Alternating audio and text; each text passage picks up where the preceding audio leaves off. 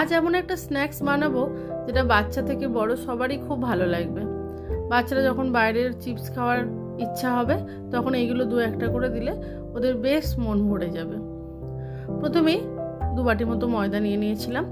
এবার তার মধ্যে ভালো করে তেল আর একটু নুন দিয়ে ময়াম দিলাম।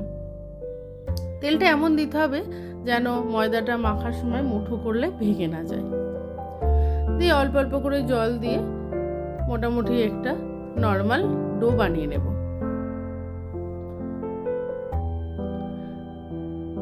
ডোটা বানানোর পর 10 মিনিট মতো রেস্টে রেখে দেবো ঢাকা দিয়ে। তারপর গোটা ধনে, মৌরি, গোলমরিচ, জিরে আর 2টো শুকনো লঙ্কা একটু শুকনো এই প্যানের মধ্যে ভেজে নেব। দিয়ে দেব অল্প একটু নুন আর নারকেলের গুঁড়ো। এখানে কোড়ানো নারকেল দিলেও হবে। আর 1 চামচ মতো আমচুর পাউডার। টক ঝাল আর এই নারকেলের জন্য একটা মিষ্টি মিষ্টি ভাব আসবে, খেতে খুব ভালো লাগবে। এবার এটা মিক্সিতে ব্লেন্ড করে এরকম একটা পেস্ট তৈরি হয়েছে। এবার আর একটা বাটিতে একটু টমেটো সস নিয়ে নিলাম। ডো থেকে মাঝারি সাইজের একটা করে লেচি কেটে নেব। লেচিটা বেলবো, পাতলা করেই বেলবো। তোলা যাবে এরকম পাতলা করতে হবে।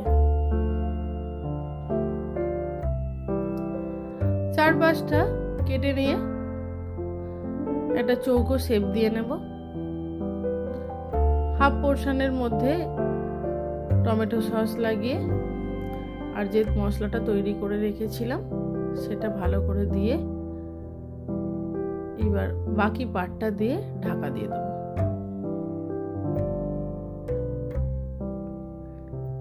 এবার সরু সরু করে এরকম পিস পিস করে নেব। যারা আমার রান্নাটা দেখছেন তাদের অসংখ্য ধন্যবাদ। আর যারা এখনো আমার চ্যানেলটা সাবস্ক্রাইব করেননি তারা অবশ্যই সাবস্ক্রাইব করে পাশে থাকবেন।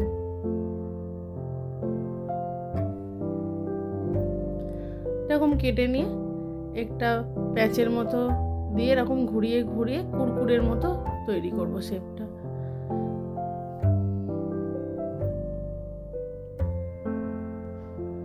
এবার এইগুলো এরকম ভাবে সবগুলো করে নিয়ে এবার খানিকটা ডিপ ফ্রিজে রেখে দেবো অন্ততপক্ষে 10-15 মিনিট। এই যেরকম শক্ত হয়ে গেছে।